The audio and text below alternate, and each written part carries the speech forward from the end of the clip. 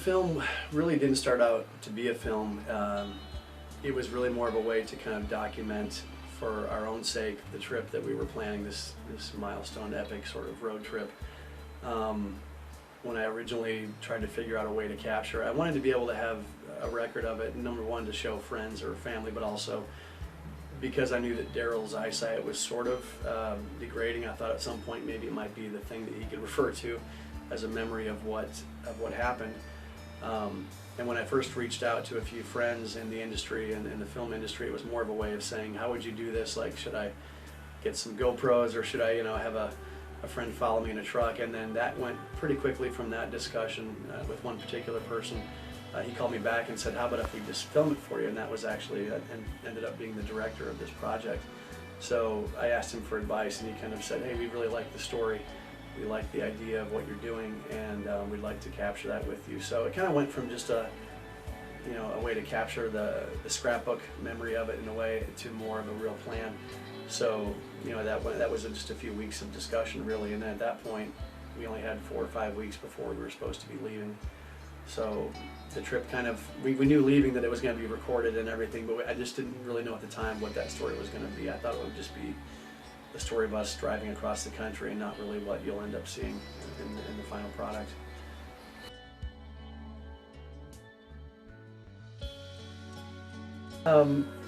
We made some rules that we actually tried to follow. Like, we didn't use GPS. There was no phones. We made rules of no cash only.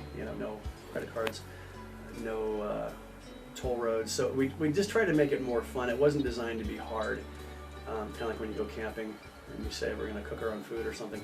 It's just more of the fun of it, really. And that kind of, on the first day, when things started not going according to the plan, we had sort of a structure of how far we'd be able to go.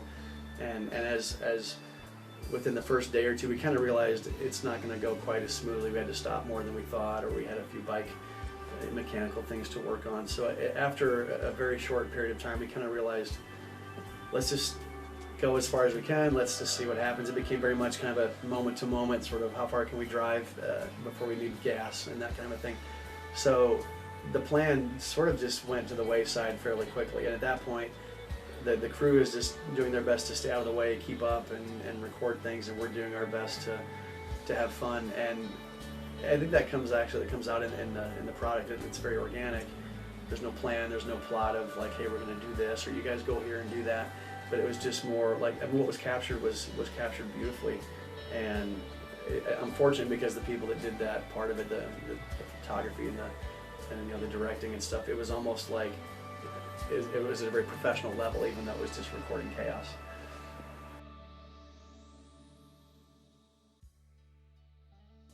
Reliving it for me is probably very different than maybe almost anyone else's experience, because for me it's a little unsettling, actually, because what I wanted to have happen was really more of just this fun journey with a friend and kind of share some moments, have a weird cheeseburger somewhere, and just kind of enjoy this random road trip. And what it really turned out to be was much more of an emotional journey for me. Daryl is an old friend, a business friend, and really a mentor and sort of a father figure in certain ways for me. And so all these dynamics really started getting kind of boiled up to the surface fairly quickly.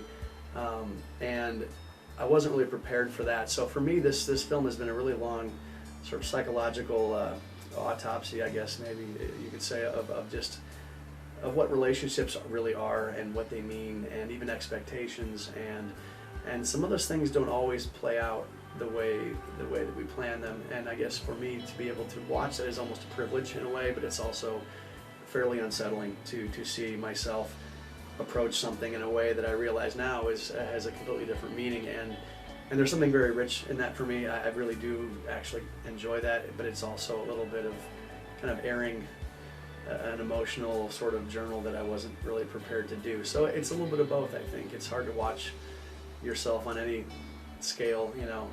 If I would record you and show you on a screen, it would feel weird. Your voice sounds funny. That takes dozens of sort of watchings to get past just the dumb things like, why do I always say that, or why do I always do this with my hand, to the deep stuff, which is like, hey, I don't think I actually knew what the trip was supposed to be until just about 6 months ago. Or even to have people tell me, what this film does for them when they watch it versus what I thought it would be, and that's meaningful.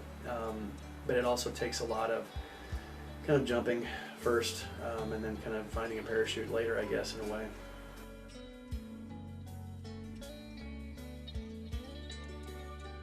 You know, up until about 2 or 3 months ago, we talked about it. We just didn't talk a lot about it, and it wasn't a problem because that's how Daryl is. But he would talk to others for hours, and I would always hear from my friends like, you know, I had lunch with Daryl, and he wouldn't stop talking about your trip. And then I realized a few months ago that he really was kind of reliving it and enjoying it, and it was surprising in a way to me because I didn't quite get that during the process of this trip. It felt a little bit like he was kind of along for the ride, if you pardon the pun, but not necessarily really, I don't know, digging it as much as what I was hoping he did. But then I realized, man, he had a blast. And now when I talk with Daryl, it feels very different to me because the memories are getting sweeter. The hard stuff is funnier. It's like camping, you know. I remember when everything blew up, you know. It's like at the time you hated it, and then as the years go, it becomes the best story you've ever had. And I think for he and I, it really is a very, very sweet memory. But it's actually, I think we both have kind of come together, at least for me.